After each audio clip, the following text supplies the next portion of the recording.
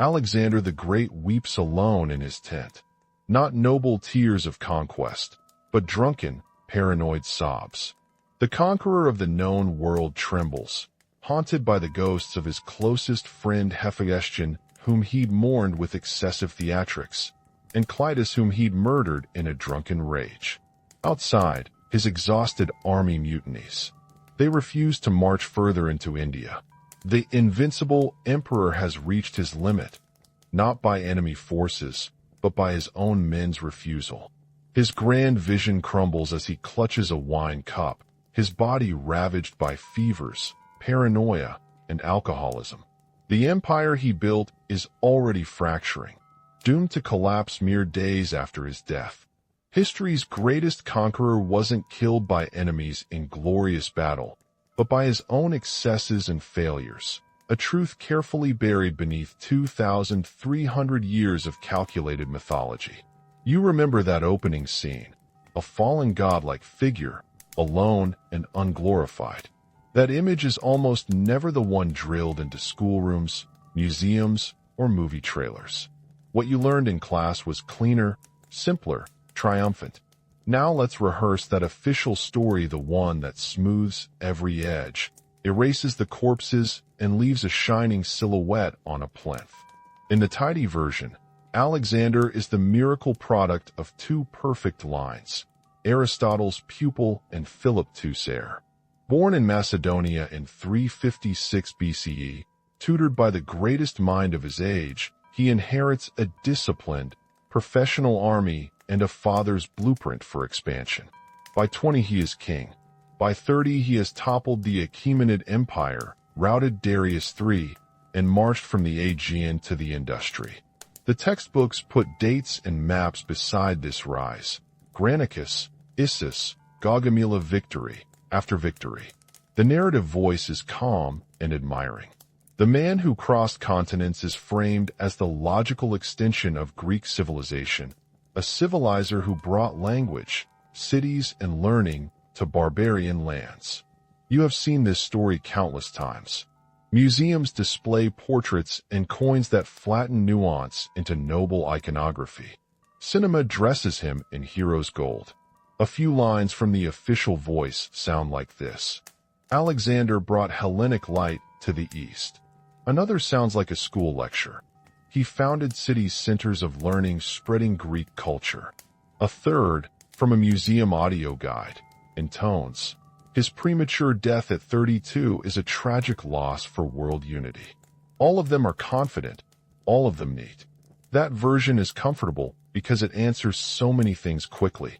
It ties classical Greece to modern Western identity. It gives a single heroic protagonist for a sprawling set of events. It lets later empires borrow legitimacy by standing in Alexander's shadow. But comfort often hides omission. The myth consolidates complexity into a digestible moral. The real story, however, is messier on purpose and often inconvenient. Start with origin myths. The official account loves the image of Aristotle instructing a brilliant young prince, of a single tutor's influence shaping a mind that would reform the world. This is seductive. Aristotle did tutor Alexander. That is a historical fact. But the leap from classroom to world beater is often overstated. What the myth compresses away is the mosaic of influences, the institutional power behind the Macedonian rise. Philip II's military reforms, phalanx tactics, cavalry integration, logistical organization already set the stage. Moreover, the Macedonian political culture, the rivalries among elite families, and the fragile coalition Philip built across Greek city-states were as decisive as any tutoring. In short, Alexander inherited a machine, not an idea springing wholly from his head. Then there is the laundry list of triumphs. Yes, Alexander defeated Persia in battle after battle. The scale of that achievement is real and rare. But the myth takes tactical success and conflates it with durable statecraft. Empires that endure do so because of institutions, tax systems, administrative integration, succession planning. Alexander excels at movement and conquest. He is spectacular on the battlefield and in logistics. Forced marches, bridges across rivers, surprise crossings. Yet once the flags go up in a conquered capital, the map shows not seamless governance but governors, garrisons, and improvisation. He founded cities many, but these are often military settlements meant to secure routes and resources, not carefully planned civic projects that knit societies into a lasting polity. The official story extols founding Alexandria as proof of civilizing vision. The fuller picture shows colonies populated by soldiers, officers, and settlers intended to anchor control. The cultural fusion chapter of the myth is one of its most useful products. It allows the story to go moral. Alexander as benevolent syncretist who loved Persian court rituals, who encouraged marriages between Macedonians and Persians, and who envisioned a blended elite. Art historians and posh coffee table books will show portraits of him with the ram's horns of Zeus Ammon, a godlike figure bridging cultures, and point to statues and inscriptions as evidence of a cosmopolitan dream. But look closer. When Alexander adopted Persian dress or required proskynesis, ritual prostration, these acts were not greeted by widespread admiration. Many Macedonians saw them as betrayal. The court rituals that looked like fusion to later interpreters often had the immediate effect of deepening suspicions among his primary followers. The marriages he promoted, often orchestrated mass weddings for political theater, were as much top-down tools for control as genuine social blending. The myth reads these as altruistic. The reality reads them as instruments of rule. This brings us to a core contradiction the myth elides. The means Alexander used to hold the empire were often violent and performative. The destruction of Thebes, where 6,000 were slain and 30,000 sold into slavery according to some sources, sits uncomfortably with the civilizer image. That act was decisive, brutal, and intentional, a message to any Greek polis tempted by resistance. It's a fact that does not fit the romantic script of encyclopedias. Yet textbooks gloss it, or package it as a necessary harshness in the name of unity. Ask whose unity and at what human cost. The story of Philip II's assassination is another quiet fissure. Philip's murder cleared the path for Alexander's immediate accession. Contemporary sources show Alexander benefited enormously from that timing. Suspicion has always hovered around whether Alexander was implicated or at least complicit in the maneuvers. Historians debate evidence, and no consensus exists. But the myth prefers to present a bright line. Noble son inherits father's plan, advances it with youthful genius. The reality is more ambiguous, full of palace intrigue and political expedients that suggest Alexander's rise may have been less of anointed destiny and more of opportunistic consolidation. Now, you may be wondering, if the myth is so convenient, who invented it and why did it stick? The answer is not a single author, but a chain of interests that needed Alexander to be more than a conqueror. Immediately after his death, his royal household and generals scrambled for legitimacy. The empire fragmented into competing kingdoms called the Diadochi Ptolemy in Egypt, Seleucus in the east, Antigonus and others in the lands between. Each warlord needed the cachet of Alexander's name to justify rule. Coins were minted, temples founded, and histories commissioned. Ptolemy, who secured Egypt, did something decisive. He hijacked Alexander's funeral procession and took control of the narrative. He later sponsored histories and portraits that painted Alexander as a divine, heroic forebear. That early act of narrative capture set patterns. Imagine the appetite in cities and courts centuries later. Roman emperors like Augustus used Alexander as a script for imperial ambition, keeping relics, copying portraits, aligning campaigns with his campaigns. Medieval storytellers turned him into the hero of romances, a traveler across strange lands seeking wonders and moral tests, giving Alexander a moral fable quality far removed from the dusty logistics of sieges.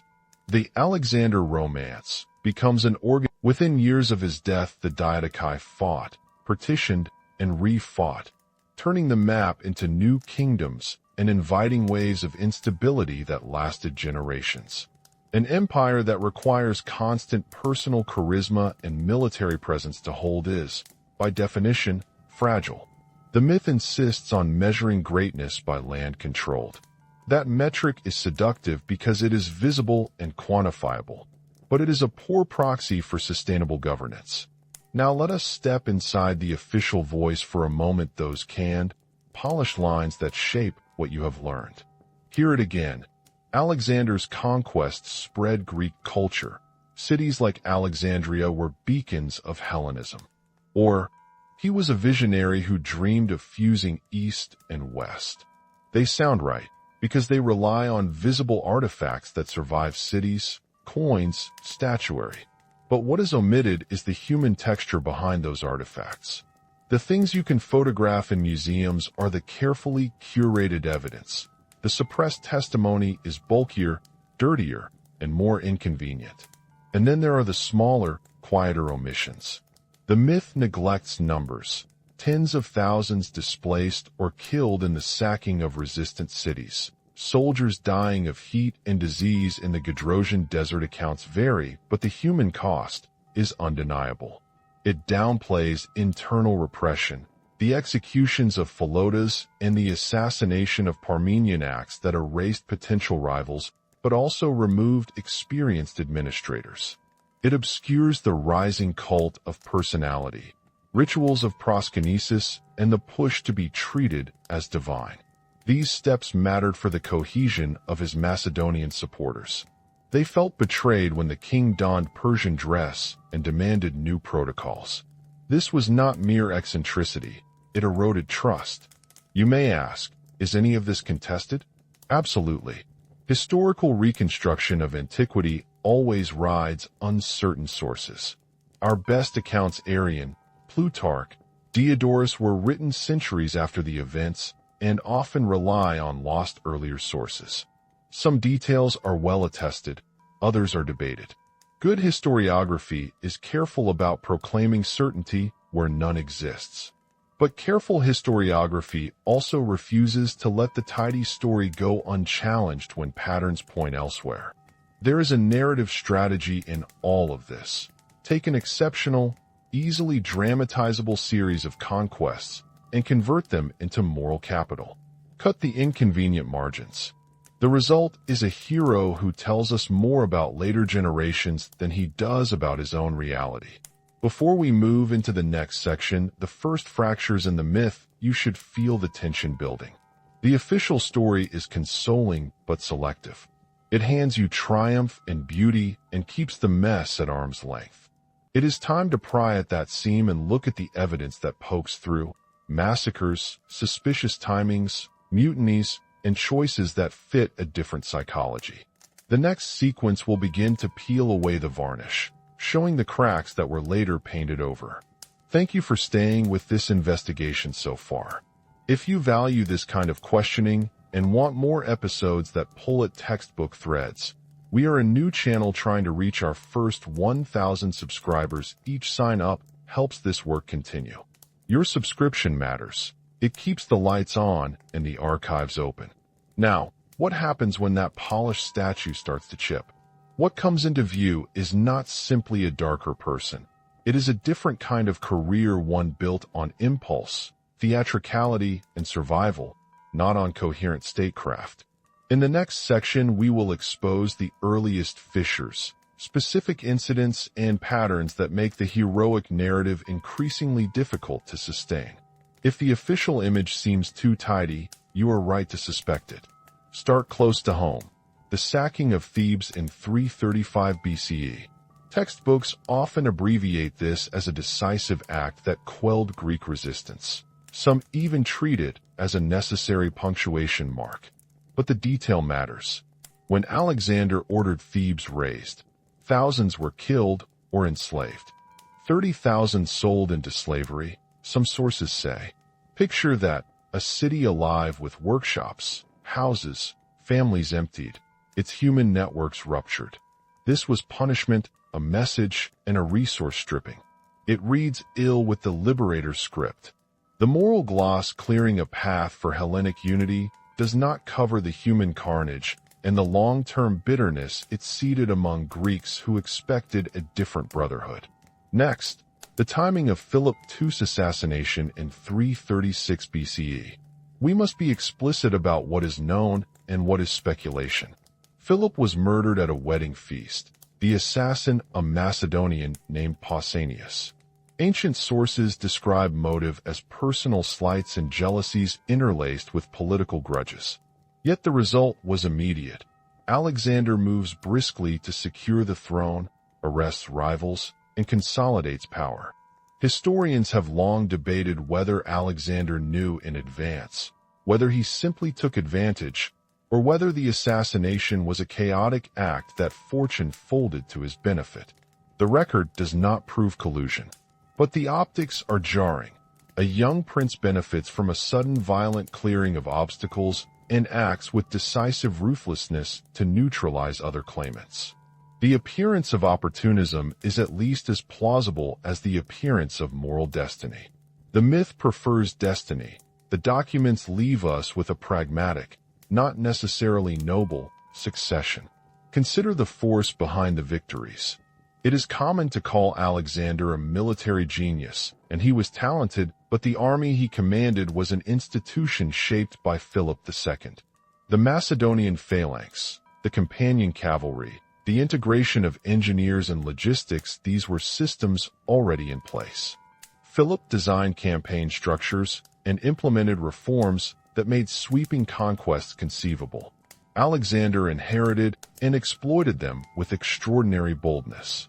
The distinction matters because it reframes Alexander from lone creator to brilliant operator within an existing apparatus. The more the genius narrative dominates, the more it misattributes systemic achievements to a single personality. Now to the fusion policy, the famous mass wedding at Susa in 324 BCE. Alexander staged grand marriages between Macedonian officers and Persian nobles, 2,000 couples, his own among them, according to some accounts. On the surface, this is sublime imagery of unity. In practice, it had mixed effects. Many Macedonians resented being asked to surrender customs and to accept foreign partners. The officers married for advancement and lands, not necessarily out of affection. The marriages propagated elite-level connections, but they did little to bridge broader cultural divides or to protect ordinary Persian communities from the depredations of war and taxation that followed conquest. These horizontal ties among elites did not make institutions more inclusive. They simply created a hybrid top elite with mixed loyalties that could be as much a source of conflict as of harmony. The story grows darker when you follow the pattern of purges. Philotas, a commander with command responsibilities, was accused of treason. His interrogation led to executions and, crucially, to the murder of his father, Parmenion, who had been an indispensable general under Philip. That sequence was brutal and chilling. Alexander, worried about conspiracies, sanctioned or permitted extrajudicial killings that removed experienced leadership. The official justification: protect the crown. The reality: a ruler eliminating rivals in a highly unstable political moment. This is not mere paranoia, it is politics, and it shows a willingness to sacrifice institutional experience for personal security. That trade-off has consequences for governing capacity. We need to look also at personal psychology as reflected in public acts. Alexander's grief for Hephaestion reads like an emotional aporia. When his closest companion died in 324 BCE, Alexander enacted mourning rituals and punishments. He ordered the physician crucified for failing to save Hephaestion, commanded all subjects to mourn publicly under threat of death, and planned an ostentatious funeral monument. A ruler's grief is not scandalous per se. Leadership requires emotion. What is revealing is the scale and political use of grief. The extreme displays disciplined a court and signaled unchallengeable will. We should ask whether such spectacles masked strategic disorient. The repeated episodes in which Alexander seeks spectacle and personal glory accumulate into a leadership pattern that privileges legend-making over measured strategy.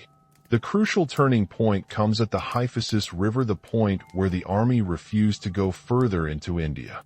This refusal was not an undignified mutiny, but a rational decision by war-weary veterans who had marched for years, lost comrades, and seen scant institutional consolidation back home.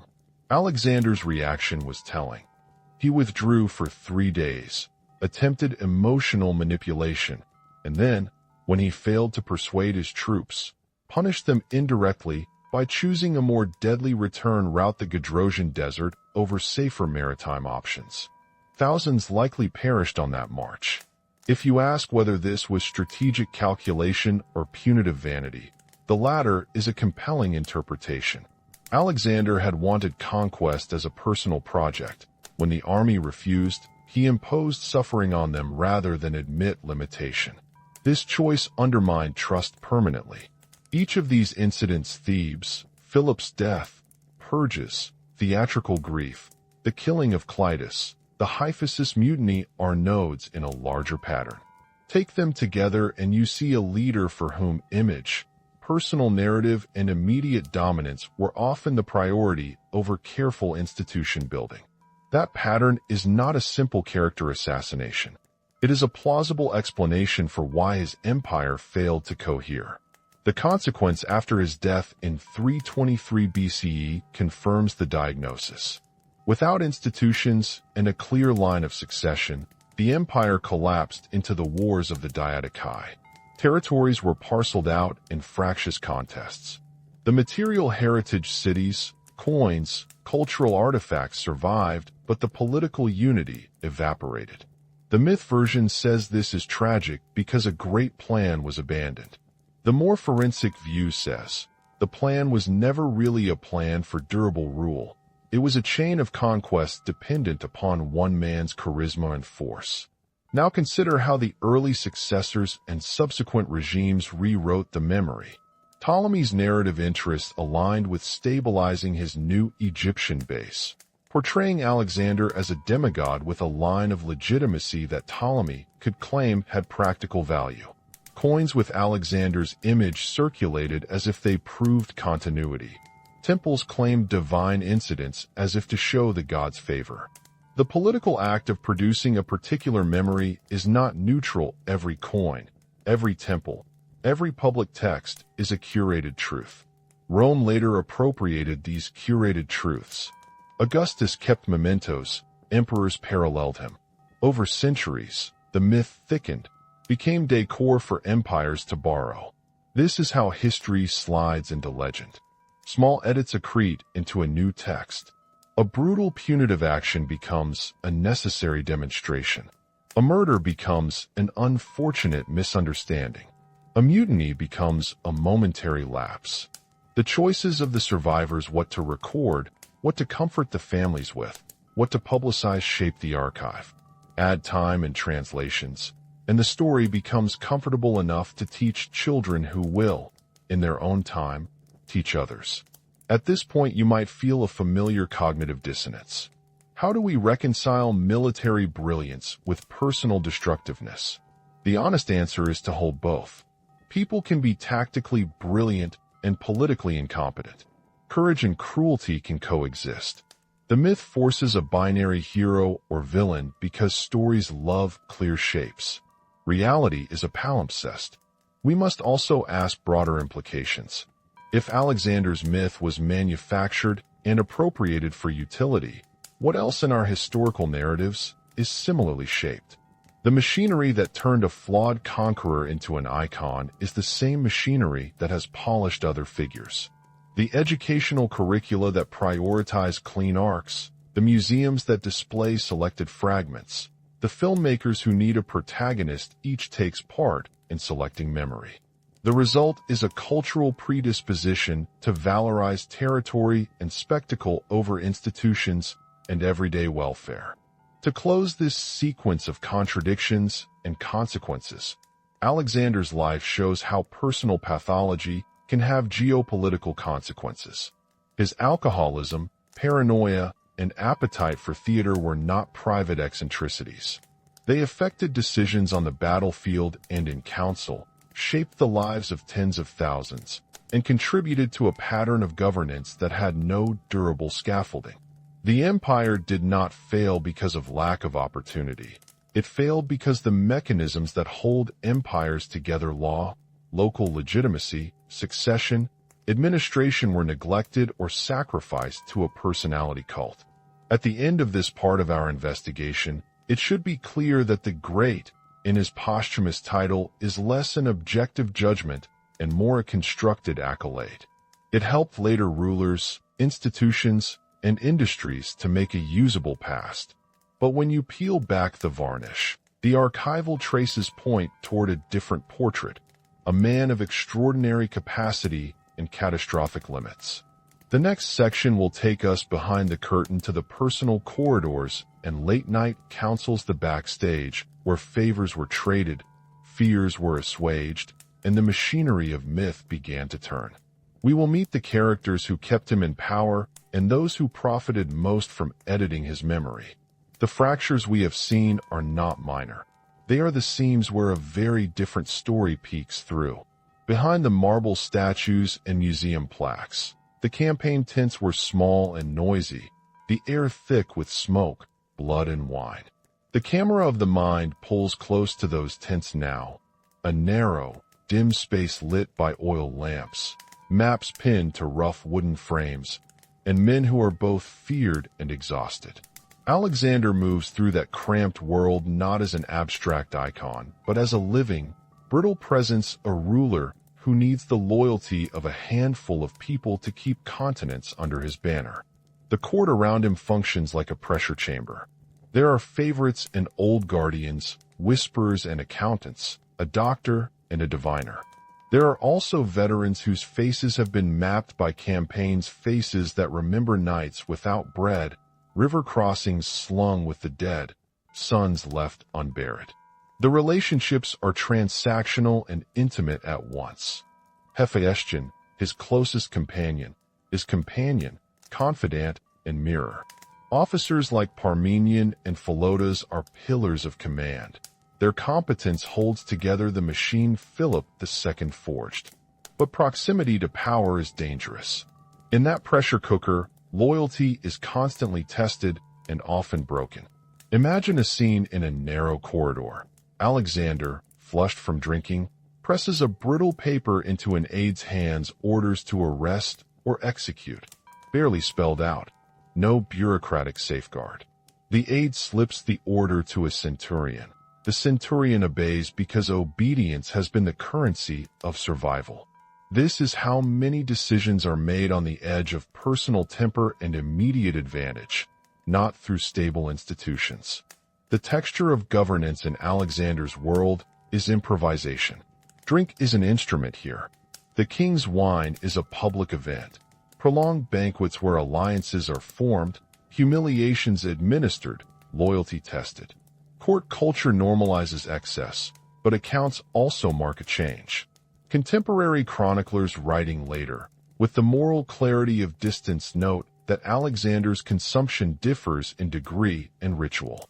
He drinks unmixed wine, offends Greek sensibilities, and turns private intemperance into state spectacle. Wine lubricates talk and loosens tongues. It also sharpens wrists. In the haze of one feast, a jest becomes an insult becomes a challenge, and a challenge becomes a killing. The court is a theater of charged gestures, with the stage dangerously small. The inner network around Alexander is not a meritocratic cabinet. It is a series of patronage circuits and survival pacts. Some men rise because they are blood of old Macedonian houses, others because they are useful engineers, administrators, satraps in the making. But promotion often depends on theatrical utility. Officers who flatter and stage loyalty find favor. Those who remind the king of inconvenient competence get edged out, sometimes violently. Philotas and his father Parmenion exemplify this. veteran capability replaced by suspicion, culminating in execution. The message to anyone who runs the army for the people on the ground, local farmers, craftsmen, urban plebs, the pageantry means little when taxation, garrisons, and slavery follow. The top layer of society is mixed. The foundation remains fractured. The corridors and backrooms also host quieter violences, confiscations, resettlements, and the repurposing of conquered cities into military colonies. A city called Alexandria, in many cases, is less an open marketplace of ideas than a fortified node. Soldiers given plots of land, settlers handed privileges, local elites co-opted or tossed aside. These are governance choices disguised as civilizing projects. They look picturesque in a coin's image, but on the ground they are mechanisms for control. And then there is paranoia. The king's mind, once restless with curiosity, increasingly measures the world and threats. Arrests are followed by trials that resemble ritual purges rather than judicial inquiry. Informants are rewarded. The court that should advise becomes an echo chamber for fear. In that atmosphere, experience, the very expertise that could have bound an empire together, is expelled because it threatens the monarch's omnipotence. The Purge of Parmenion is the watershed, an experienced commander removed to silence suspicion. The state loses its scaffolding. We should still be careful about certainty. Ancient sources are tangled. Arrian, Plutarch, Curtius each writes with different motives, centuries removed, often using sources lost to us. Where they agree, patterns become probable. Where they diverge, the ambiguity should temper assertions. But the patterns are not subtle.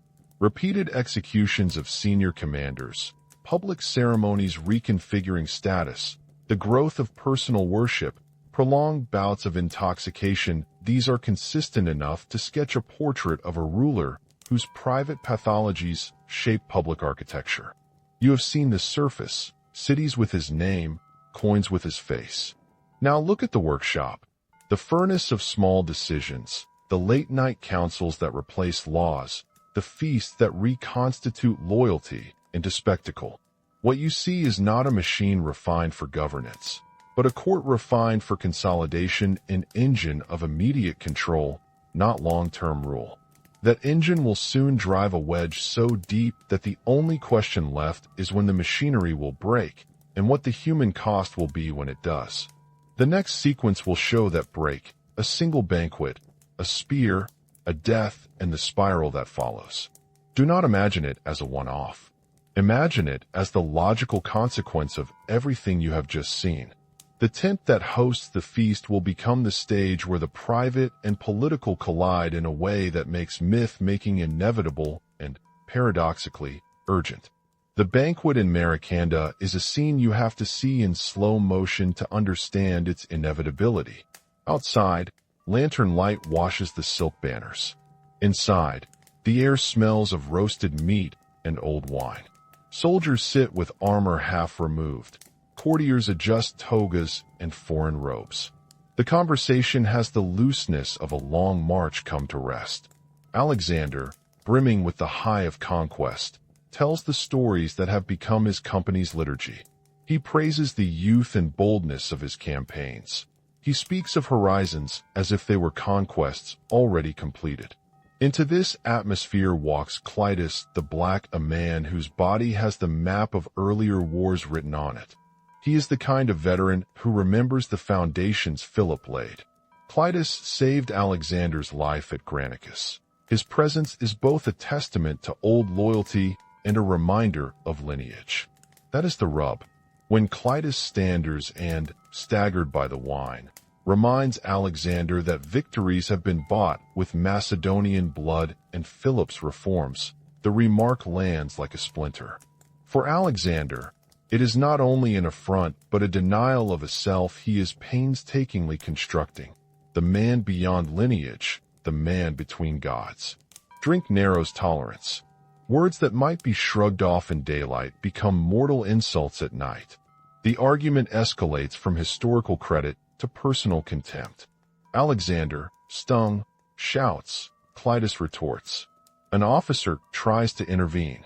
The room becomes tight with sudden, electrical silence. A spear, an object both ceremonial and deadly, is picked up. In a heartbeat of motion, Alexander drives it through Clitus. The act is instant, naked, and final. The man who had defended him falls and dies on the banquet floor as the lamplight throws odd shadows across faces that had been laughing minutes earlier. The descriptions we have come from chroniclers who wrote with agendas. Even so, the broad strokes repeat. Public humiliation, a lethal response, immediate remorse. That remorse is not simply emotional theater. It is also governance trauma. When a king kills a senior comrade at a banquet, he signals to every officer that rank and past service provide no immunity. Loyalty becomes precarious. Fear replaces honor among the ranks. The killing of Clitus cannot be read as an isolated episode of drunken rage. It sits on a ladder of decisions and patterns. Earlier, Alexander had orchestrated arrests and executions like Philotas's trial, in which the machinery of accusation and public spectacle eliminated rivals. Now the spectacle becomes more intimate and bloody. The result is the same. Experienced men removed. Institutional memory weakened. Turn next to Mali, on the banks of the Industry. The image is not banquetary splendor but stone, dust, and desperate fighting. Alexander's decision to scale the citadel is cinematic. He leaps ahead of his troops, enters the thick of enemy defense, and is struck down a severe chest wound, leaving him close to death. Again, the chroniclers offer two readings. 1. Heroic leadership, a king who shares risk with his men, inspiring them to follow. 2. Reckless vanity, a leader who jeopardizes the entire campaign for personal glory. How often does this pattern repeat? The line between courage and recklessness is thin. What matters is consequence. At Mali, Alexander nearly dies. His survival depends on the very soldiers whose trust he has strained elsewhere. The image of his men pulling him from the walls becomes, for his followers, a tale of loyalty restored. For others, for the historians reading a century later, it is proof of an increasingly dangerous appetite for personal legend at the expense of strategic prudence. The culminating node is the Hyphasis River in 326 BCE. Here the superb logistical machine that had carried Macedonian arms for years finally confronts human limits. A weary army, thousands of miles from home, facing monsoon heat and the prospect of unfamiliar terrain deeper into the Indian subcontinent. The veterans who had marched, fought, bled, and buried each other across deserts and rivers simply refused to keep going. They form a human cordon, refuses orders, and ask only what soldiers live for, to return home. Alexander's response is revealing of his psychology. He withdraws into seclusion for 3 days, as if a stage-managed catharsis might alter hardened men. When the theater of self fails, vindictiveness resurfaces. He interprets the refusal as disloyalty rather than fatigue. His answer is punitive. He opts for the Gedrosian desert on the return, a route of great hardship over a safer maritime withdrawal. Thousands perish on that march. Contemporary accounts vary on numbers. No historian makes the count easy. But the narrative is clear enough. Punitive routes, symbolic gesture of control, catastrophic human cost. What does this chain of events tell us about power, myth, and failure? First, that Alexander's leadership is tightly interwoven with personal myth-making. Acts of spectacle, a spear thrust at a banquet, a daring siege, an ostentatious funeral, all serve his self-narrative. Second, that this pursuit of legend often runs ahead of practical statecraft. Each daring gamble chips away at trust or at the army's reserves. Each punitive or theatrical move increases the cost of future compliance. Third, that institutions did not grow from his conquests. There were no robust, neutral administrative mechanisms immune to the king's moods. When the commander is the sun, everyone else turns and burns.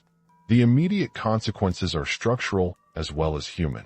The army's cohesion, the sinew of any land-based empire of that era, is damaged in a way that money and speeches cannot repair. The next section will follow those who took Alexander's body and turned it into an instrument: Ptolemy's cortege, minted coins, commissioned histories examining how the myth was baked before the graves were cold. You will see how selection, sponsorship, and cultural appetite turned a fragile, violent experiment into a usable legend. The body is never just a body in history, it is a resource. After Alexander's death, his corpse becomes a bargaining chip and a symbol.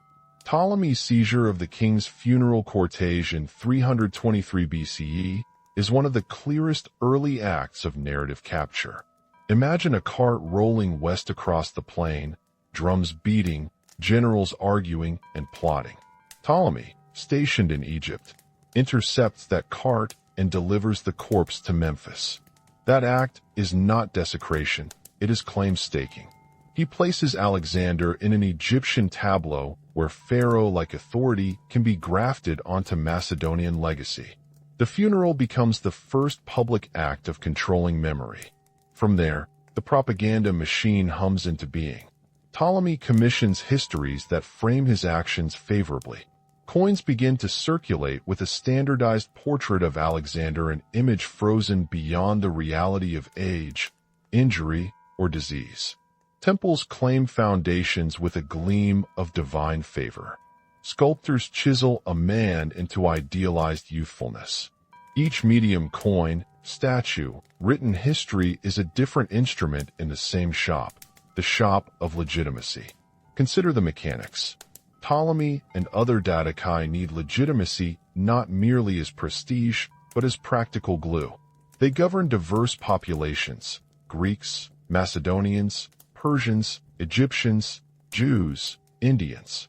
The simplest way to persuade subjects is to anchor power in a story that appears older than current political exigencies. Alexander, recast as semi-divine, becomes a convenient ancestor. The official histories downplay purges and mutinies, emphasize victories and gifts, and interpret compromise with Persian elites as enlightened fusion. What an artful edit can do is remarkable: purge the inconvenient, amplify the useful, and fold contradiction into ritual. The Romans later find that Alexander's image is splendidly ambivalent and completely serviceable. Augustus and his successors appropriate the mantle of the conqueror who braved the East. They collect relics, copy portraits, and claim a genealogical relationship of imperial energy.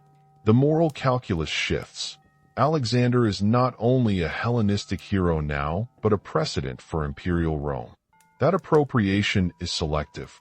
Rome borrows the narrative of unified rule and military glory, but tends to ignore Alexander's administrative failures. It is easier to learn from a story's aesthetics than from its messy logistics. Medieval retellings do something else. They mythologize him into a figure of wonders. The Alexander Romance, a malleable medieval text, drags the Macedonian through quests and monsters and makes him a proto-Christian crusader in some versions or a Muslim hero in others. The romance dilutes the politics and amplifies the myth. A single historical figure becomes a literary vessel, absorbing every culture's imagination. That is the genius of a living myth. It is porous and therefore endlessly recyclable. Fast forward to the age of empire and colonialism. European imperial administrators in the 18th and 19th centuries look at Alexander and see a precedent. Alexander becomes a rhetorical tool for civilizing missions. British officials in India could point to an ancient march eastward as if it validated a modern one. Museums display classical statuary as evidence of a lineage of civilization. Universities teach selected texts. The myth suits their ideological needs. A glorious, enlightened conqueror who carried civilization to darker places. But how do these transformations actually work on the ground? Propaganda is not only grand gestures, it is editing in micro. A military victory is turned into a commemorative day. A massacre becomes suppression of revolt. A mass wedding transforms into a first instance of cultural fusion. Coins with an iconography of godlike features replace localized portraits. Curricula emphasize dates and battles over the death tolls of camps, famines, and forced resettlements. As repetition accrues, the edited text ossifies into conventional wisdom. Cinema and popular culture complete the loop. Filmmakers retell the episodes in shots and lines that fit modern expectations of heroism. The complex motives of ancient actors are smoothed into a protagonist's interiority. Scenes of cruelty are abbreviated or justified by appeals to destiny. Audiences respond to charisma on screen more readily than to archival mess. The moving image is persuasive precisely because it bypasses the Kantian friction of critical reading. It feels like truth. It is worth pausing for a moment on the ethics and mechanics of historical sponsorship. Who pays for history's matters? A court historian earns his living by flattering a patron. A temple's inscription is a contract. A coin is propaganda in metal. When Ptolemy commissions a version of events, he does not do so out of scholarly curiosity. He does it because his throne needs a foundation story. The official archive becomes a function of power. This is not to say every later depiction is a lie. Rather, later portrayals are a palimpsest where choices of preservation and emphasis create durable impressions. There are also subtler instruments, pilgrimage sites, relics, and rituals. A temple claiming Alexander's blessing will attract priestly networks and donations. A city named after him will mint coins with his face, and those coins will travel far, imprinting an image on distant markets. Merchants and guides will tell the embellished story. Children will learn a version of the past that prizes conquest over governance. Over centuries, an iconography and vocabulary settle into common sense. And yet, within that settled sense, uncomfortable traces persist. In archival corners, in marginal scholia, in localized oral traditions, the other story survives. The city razed, the mass graves, the campaigns that impoverished hinterlands. Archaeology sometimes brings back fragments that complicate the picture. Burned layers under a public square, abrupt demographic disappearance in a region's record, inscriptions that reveal fiscal extortion. These are the breadcrumbs that fuel revisionism. Why did the fabrication stick so well? Because Alexander's figure gave later agents what they wanted: legitimacy, precedent, exemplars of heroic virtue, while being sufficiently remote in time and place to be adaptable. He was conveniently ancient. Who could contradict him without seeming parochial? Moreover, imperial cultures tend to prefer lineage over messy, structural accounts of governance failure. It is easier to argue that an empire failed because of untimely death rather than because its creator dismantled the institutional foundations. In our own time, the myth circulates differently, but no less powerfully. Blockbuster films and strategy games present simplified narratives that valorize conquest as mastery and territorial control as success. Think of the ease with which Hellenistic becomes shorthand for cosmopolitanism, while the violence behind that spread remains abstract. The market sells postcards of idealized Alexander the heroic silhouette, while the cost of empire disappears into footnotes or academic appendices. This is not merely about one man. It is a demonstration of how history is manufactured: selection, patronage, repetition, and cultural repurposing. A violent, unstable leader can be recast as an engine of civilization if the right hands edit his archive and the right institutions propagate the edit. That process is not new. What changes are the media and the motives. There is, however, a final twist.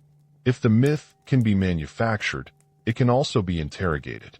The same techniques: archival work, numismatic study, archaeology, philology, comparative anthropology that helped build the legend can be used to dismantle it.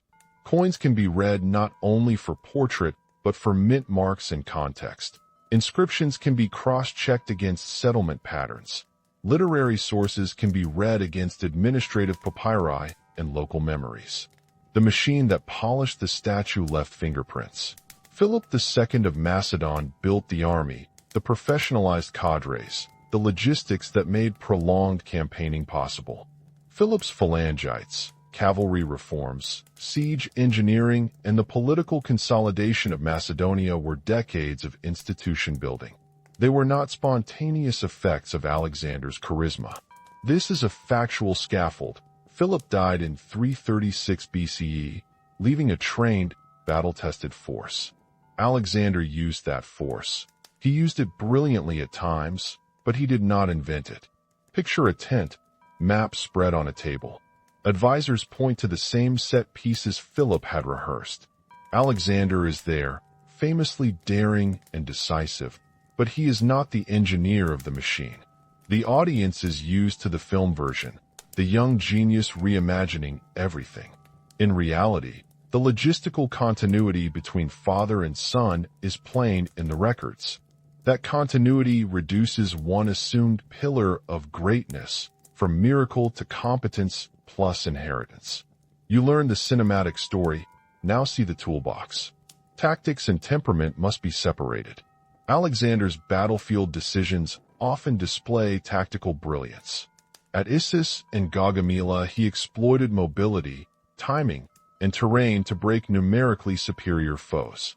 Those moments are not inventions of later propagandists. They are consistent across ancient accounts and military reconstructions. Yet tactical skill is not the same as strategic statecraft. The repeated pattern is striking, tactical success, followed by failure to secure political order. Think of it like a series of brilliant one-night concerts without an album to put the songs onto. The armies celebrated victories. The territories remained fragile. That fragility is structural.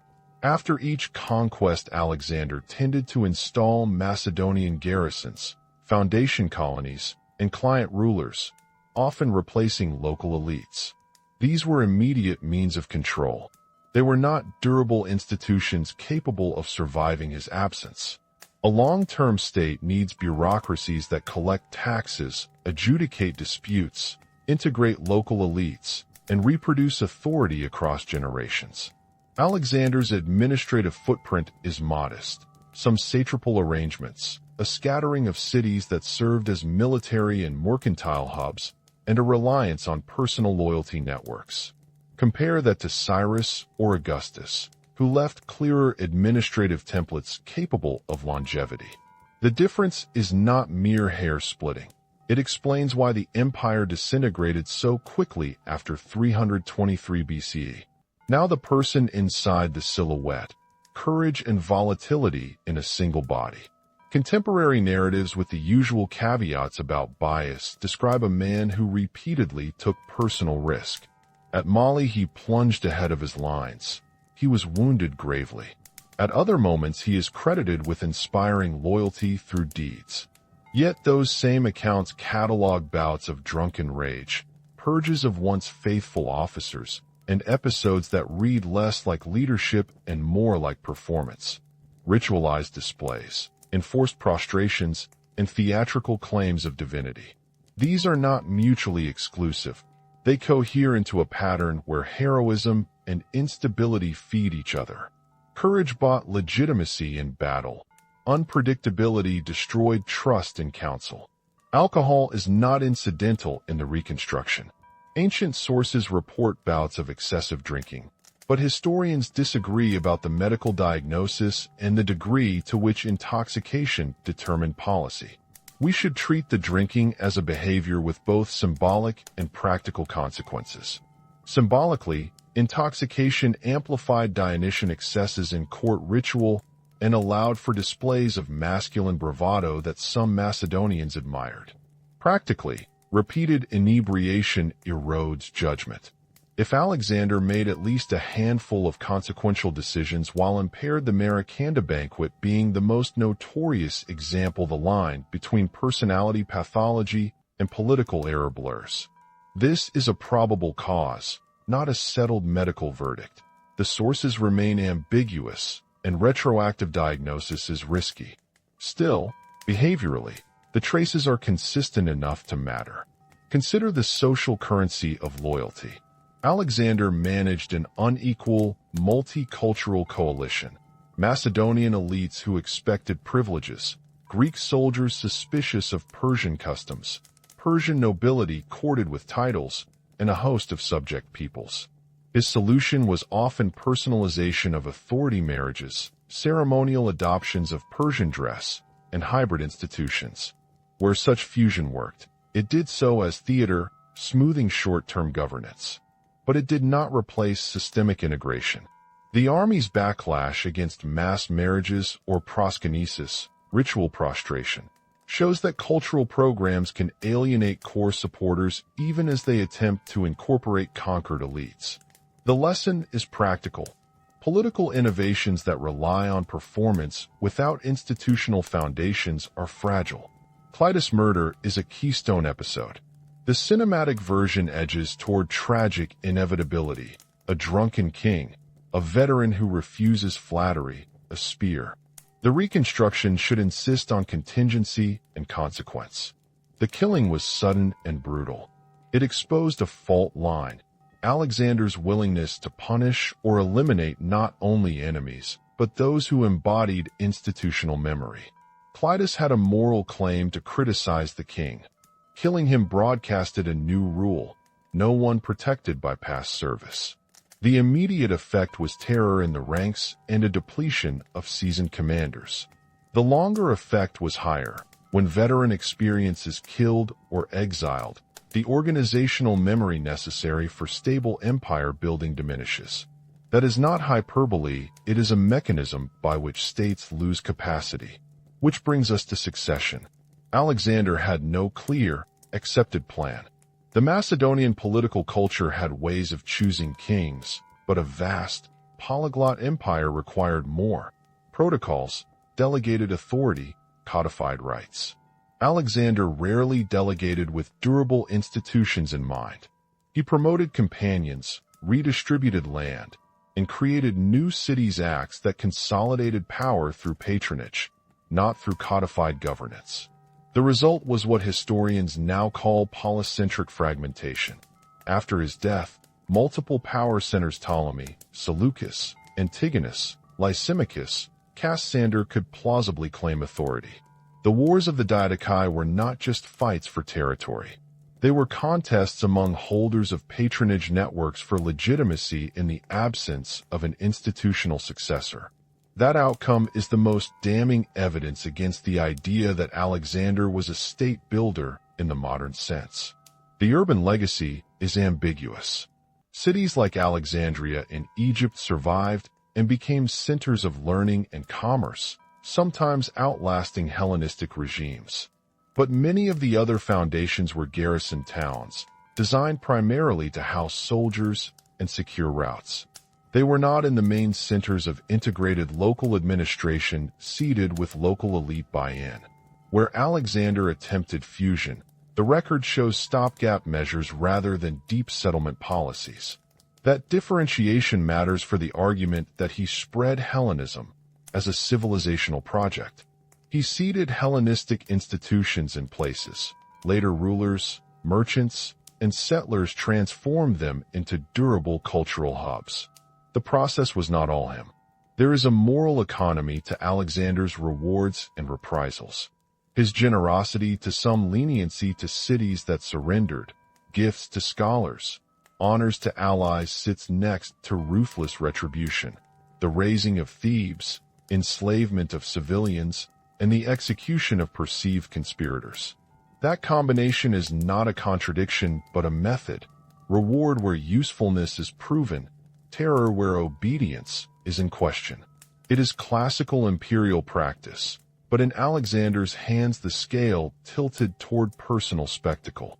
The spectacle anchored loyalty to the person rather than to a replicable bureaucracy, a dangerous recipe for any polity that depends on durability beyond a single lifespan. Finally, a word on myth-making that must be candid. Later generations did not merely remember Alexander. they repackaged him.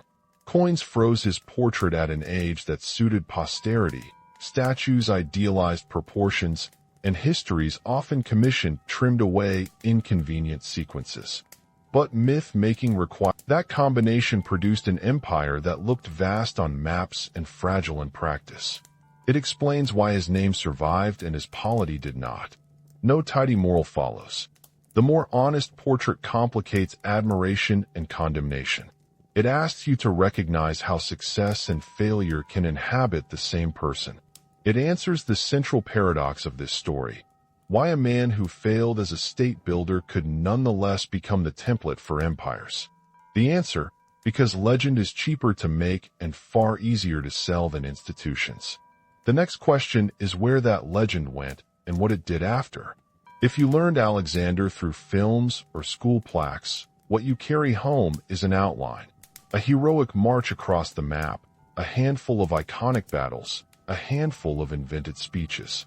What historians, propagandists, empire builders, and entertainers did next was to fill that outline with colors convenient for their politics. The afterlife of Alexander, how his image was repurposed across centuries, is the more consequential story for us. It is where myths become policy and stories become maps. Begin at the wake. Ptolemy's interception of the funeral cortege is a concrete, almost cinematic action. A general seizes a body and turns it into political currency. He places the corpse in Memphis, performs rites that graft Macedonian kingship onto Egyptian pharaonic ritual, and then sponsors texts and monuments that emphasize continuity between his rule and Alexander's supposed divinity. That is not mere sentiment. It is a strategic act of legitimization. Ptolemy needed an origin story that linked him to transcendence. A dead, sanctified Alexander provided that link. Fast forward and look at coinage. Coins are small, portable propaganda. A head, a pose, a horn of Ammon, these are choices that communicate authority in markets and barracks. The Hellenistic dynasts issued coins depicting Alexander or his iconography to borrow sanctified power. Coins circulated far beyond court palaces, imprinting a face on the provinces. Over generations, that image hardened into a shorthand for legitimate rule. The mechanism is simple. Repeated exposure, coupled with official ceremonies, transforms symbolism into assumption. If you saw Alexander's face on the coin your tax collector used, you did not have to read a treaty to feel the imprimatur of empire. Rome's appropriation is the next chapter. Roman elites loved genealogies and precedents. Alexander became a convenient ancestor for military ambition. Augustus kept a signet ring attributed to Alexander. Generals invoked his campaigns as a script for conquest. Rome borrowed aesthetics, phalanx myths, heroic statuary, while ignoring uncomfortable political lessons about sustainability. The Roman Empire's own institutions were different: law codes, tax systems, local elites integrated into administration. Rome could learn military inspiration from Alexander without imitating his political errors. That selective borrowing, admire the show, avoid the backstage, is a powerful pattern in history. Cultures take what fits their needs and shelf what doesn't. Then the romance happens. The Alexander Romance, a mutable, medieval text, is not a history book. It is a literary stew. It recasts Alexander as a world explorer, a seeker, a wonder worker. In different contexts, he becomes Christian, Muslim, or a universal hero depending on the audience. The romance is instructive because it demonstrates the myth's porousness. Alexander can be anything you need him to be. That malleability explains why he is a tool for successive regimes. Someone can claim him as ancestor without inviting inconvenient details about massacres or administrative failure. A myth that adapts is a myth that survives. Colonialism repackages the myth into moral justification. In the 18th and 19th centuries, European empires were looking for precedents. Alexander provided one: a white, Hellenic spread of civilization into the East. British administrators in India could point to an ancient precedent. Empires marched east to civilize. Museums displayed classical statuary as evidence of a civilizational line. Universities included classical curricula that gave moral weight to Western supremacy. This is not to say every individual reading believed this without question. Rather, the myth functioned politically, providing rhetorical balm for conquest and an ideological scaffolding for empire. In practical terms, that meant policies justified by precedent instead of by ethical scrutiny. Move into modern visual culture, and the process accelerates. Film and television turn Alexander into a cinematic hero. Directors choose which scenes to linger on. The triumphal ride, the tender friendship, the romantic conquest. Editing removes discomfort. Violence becomes choreography. The mass market demands a protagonist viewers can root for. Filmmakers constrained by running time, commercial interests, and audience expectations craft a coherent emotional through line at the expense of messy politics. Repeat that process across decades and you turn historical complexity into genre, the conqueror as tragic hero. But propaganda's persistence is not merely top-down. Local economies and industries also profit. Tourism sells Alexander-themed tours. Cities brand local antiquities as links to Hellenic heritage. Publishers produce accessible biographies that reinforce the sanitized arc. This is a market-driven feedback loop. The more comfortable the myth is for consumers, the more profitable it is to reproduce. Cultural production and economic interest collude to produce durable images. There is also a quiet, institutional perpetuation. Schools teach synopses. History syllabi condense events into timelines that favor battles and foundations. Textbooks prioritize dates over death tolls. Departments of classics and institutions named for Alexander reinforce the idea that his conquests were civilizational rather than predatory. Collection patterns in museums what is displayed, how labels red-shape public memory. Curricula choices seem mundane, but they form the cognitive architecture through which new generations interpret the past. This machinery creates specific contemporary pathologies. First, the great man ideology thrives on edited case studies. Business books select anecdotes of heroism and productize them as leadership lessons. Political campaigns favor charismatic narratives. The Alexander template charisma plus territorial control equals greatness maps neatly onto modern illusions of leadership. That encourages a dangerous risk tolerance. If conquest, expansion, or rapid disruption are equated with progress, the ethical calculus of harm recedes. Second, foreign policy rhetoric draws selectively. When leaders allude to Alexander, they rarely cite administrative collapse, they cite audacity. That matters because historical precedent is often used to justify actions in the present. The romantic image of the conqueror becomes a rhetorical muscle used to legitimize intervention, even when the empirical lessons of Alexander's career counsel caution and institution building. Third, entertainment normalizes violence. Strategy games condense conquest into palatable challenges, resources versus obstacles, wins versus losses. The human cost becomes an abstraction. A player clicks to raise a city, numbers tick down. The moral weight is abstracted by interfaces that gamify conflict. This has cultural consequences. Repeated exposure to sanitized violence can dull public sensitivity to real suffering. Yet the story is not uniformly bleak. The same channels that polished Alexander's myth now host its interrogation. Archaeology, numismatics, and comparative social history chip away at hagiography. Burned layers under city squares, settlement pattern disruptions, papyri revealing tax extractions. These fragments complicate sanitized narratives. Digital humanities democratize access to documents. Once obscure inscriptions enter public view. The internet, which spreads myths, also spreads corrections. The tug of war is live. Myth makers and myth questioners compete in the marketplace of memory. There is a political arithmetic to that contest. Those who benefit from heroic myth states seeking legitimacy, industries profiting from tourism, cultural institutions seeking prestige which brings us to the present moment, a cultural ecosystem saturated with images, platforms, and incentives. In that ecosystem, a question reverberates. Can a society prefer complexity over narrative convenience? The answer will shape what we honor, what we teach, and what we repeat. We have followed Alexander from tent to tomb to textbook, from spear to signet ring to silver coin. The investigation shows a pattern.